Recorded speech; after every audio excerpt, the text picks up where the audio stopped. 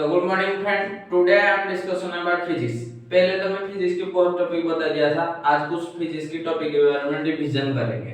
तो पहले एक्सीलरेशन से शुरू करेंगे। किससे शुरू करेंगे? एक्सीलरेशन। ठीक है, एक्सीलरेशन क्या होता है पहले इसको हम देखेंगे। Acceleration acceleration equal to velocity by time. तो पहला जो हम फॉर्मूला लिखे वो क्या है? एक्सीलरेशन। एक्सीलरेशन का अर्थ क्या है? Velocity by time. देन आपको मन में डाउट होगा एक्सीलरेशन मतलब वेलोसिटी बाय टाइम, तो वेलोसिटी क्या होता है उसके बारे में पहले डिस्कशन करेंगे। वेलोसिटी वेलोसिटी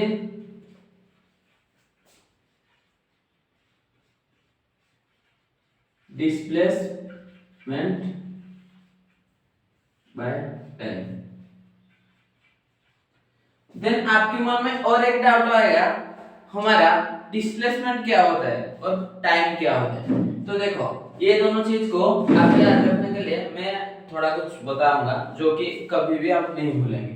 तो देखो, एक्सीलरेशन मतलब वेलोसिटी एक्सीलरेट होगा। आप फिजिक्स में पढ़े होंगे 11th या 12th में, कोई चीज एक प्लेस से और एक प्लेस को जो जाएगा इसको हम एक्सीलरेशन बोलते हैं। मतलब एक प्लेस में है और एक प्लेस जाएगा तो एक्सीलरेट किया। क्या क्या? एक्सीलरेट किया। और वेलोसिटी मतलब कितना कितना दूर कितना टाइम में एक्सीलरेट किया। तो ये दोनों को पहले मैं बताऊंगा। देखो, डिस्प्लेसमेंट क्या होता है?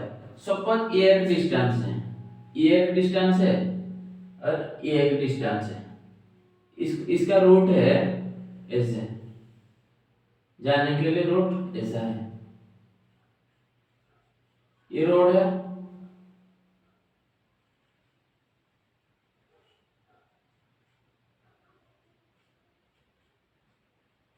तो ये एम से ये एस तक जाने के लिए एक आपको डिस्टेंस लेना होगा। मैं कहने का मतलब क्या समझ में आया? ये एम से ये एस तक जाने के लिए एक मतलब रोड चाहिए जाने के लिए। तो ये हमारा डिस्टेंस है, इधर से इतना जाने के लिए हमारा डिस्टेंस है। बट डिस्प्लेसमेंट क्या कहता है? The shortest distance is called the displacement. मतलब इससे ये डायरेक्ट जाने से थोड़ा कम रास्ता होगा, इससे ज्यादा रास्ता होगा, इससे कम रास्ता होगा। तो the shortest distance is called the displacement. तो डिस्प्लेसमेंट क्या कहता है उसकी डेफिनेशन पहले लिखेंगे। डिस्प्लेसमेंट क्या कहता है? ये जो डिस्प्लेसमेंट है, डिस्प्लेसमेंट की जो डेफिनेशन है, displacement the shortest distance is called displacement।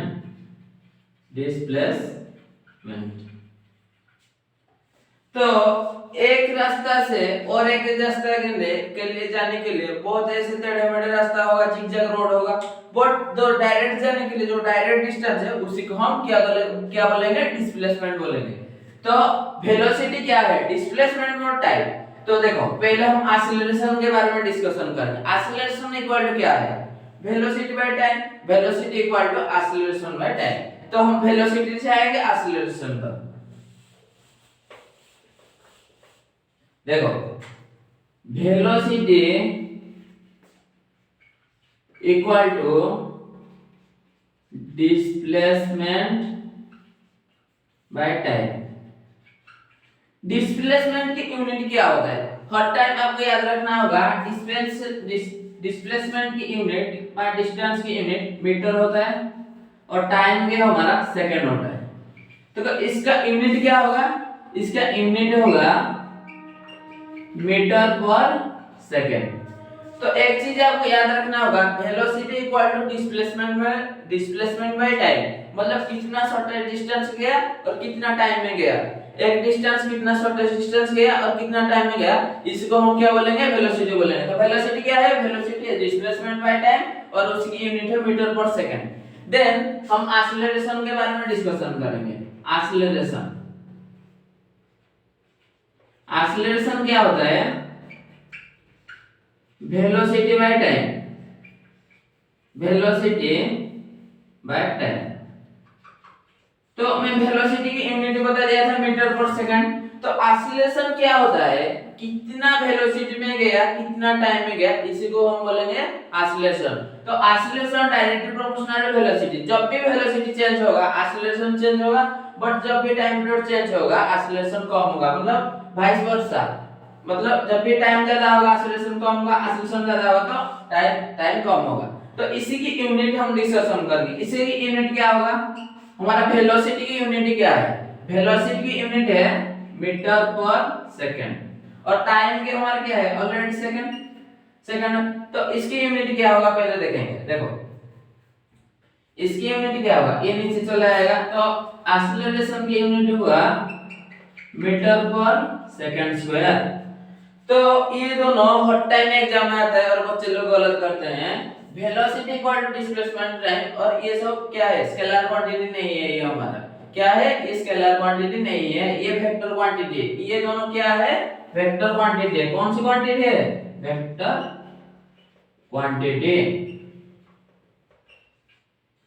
ये और ये वेक्टर क्वांटिटी होता है। तो देखो velocity equal to displacement by time और acceleration equal to velocity by time. तो वेलोसिटी की यूनिट है मीटर पर सेकंड और नीचे टाइम की सेकंड आएगा। इसको थोड़ा सिंपलीफाई करेंगे तो मीटर पर सेकंड स्क्वायर होगा और इसकी है मीटर पर सेकंड। देन वेलोसिटी एक्सीलरेशन के बारे में बता दिया। अभी हम डिस्कशन करेंगे मोमेंटम। मोमेंटम क्या होता है, अभी क्या डिस्कशन करेंगे, क्या मोमेंटम के बारे में डिस्कशन करेंगे।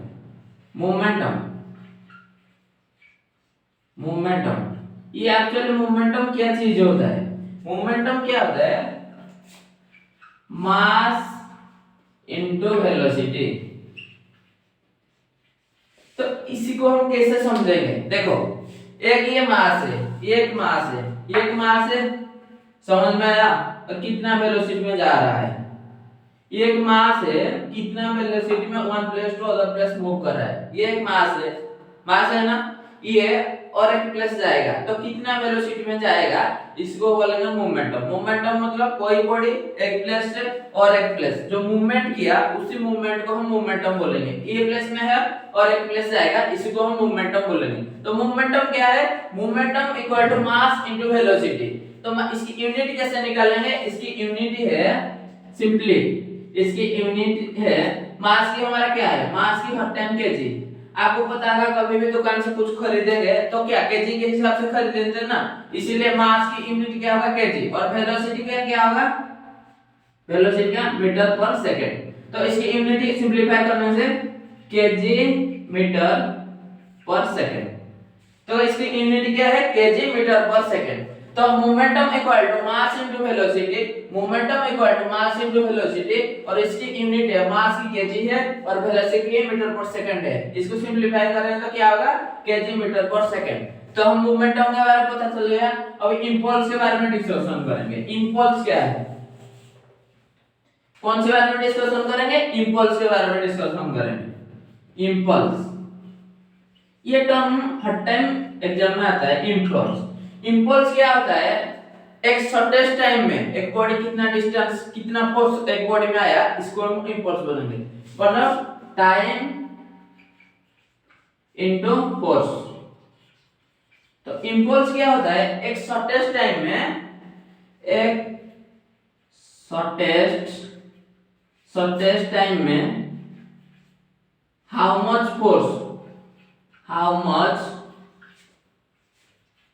force applied is called the impulse।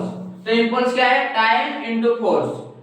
मतलब एक शॉर्टेस्ट टाइम में एक बॉडी के ऊपर कितना फोर्स आया, एक शॉर्टेस्ट टाइम में मल्टीप्लाई किया how much force is act on a body is called impulse.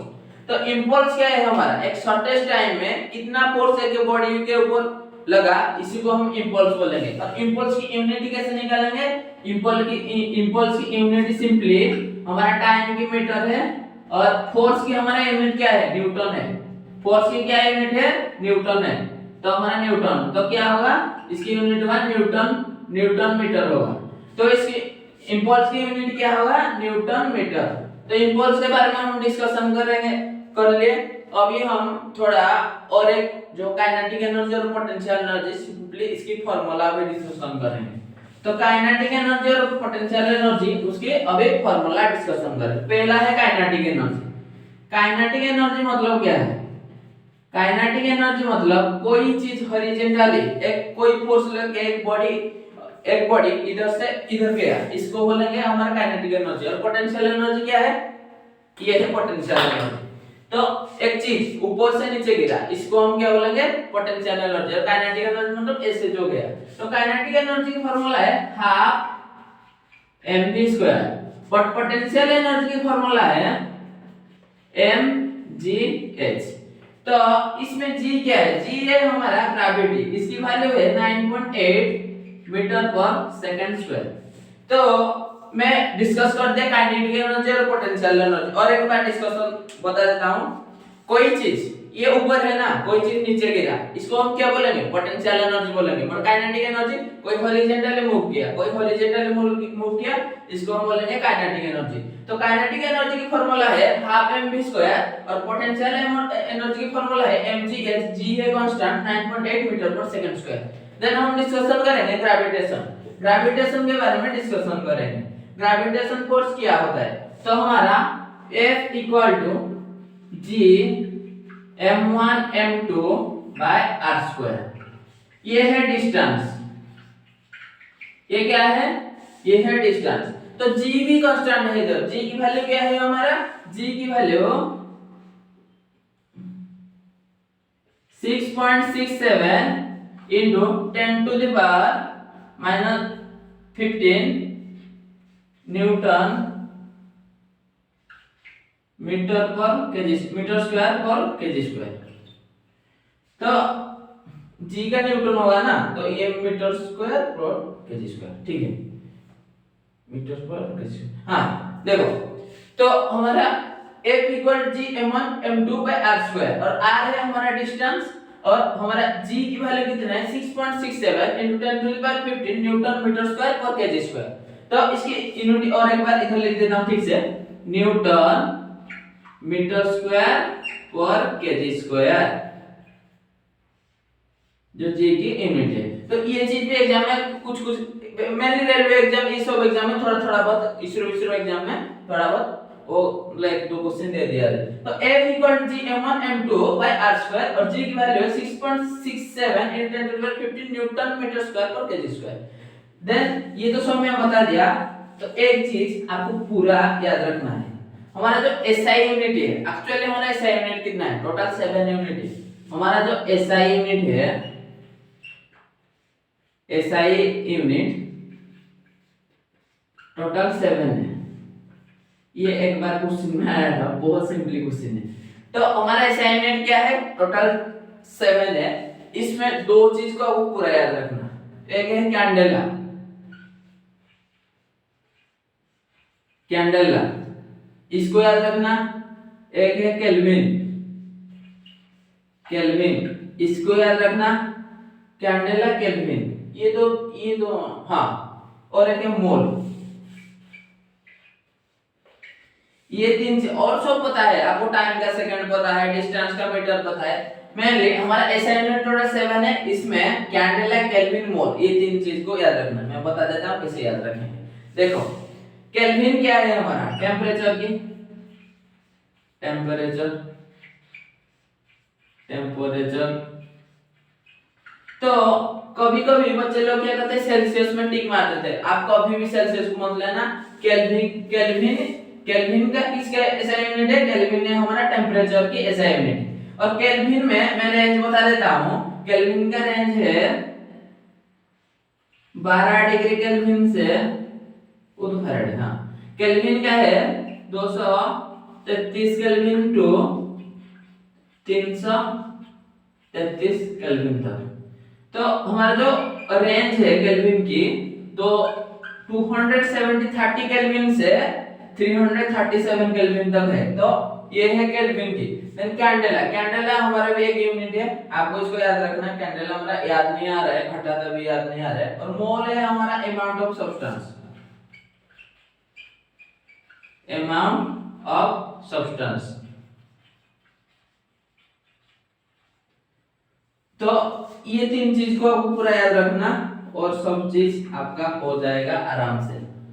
समझ में आया मैं क्या कहना चाहता हूं? तो हमारा क्या है देखो, केल्विन है हमारा टेम्परेचर की एसआई यूनिट और हमारा मोल है अमाउंट ऑफ सब्सटेंस की एसआई यूनिट और कैंडेला हमारा लुमिनस इंटेंसिटी। कैंडेला हमारा किसका है? Luminous intensity. तो ये मेरा रिवीजन के टॉपिक था और कुछ डाउट होगा तो मेरे को कमेंट सेक्शन में बताना और थैंक यू फॉर वॉचिंग।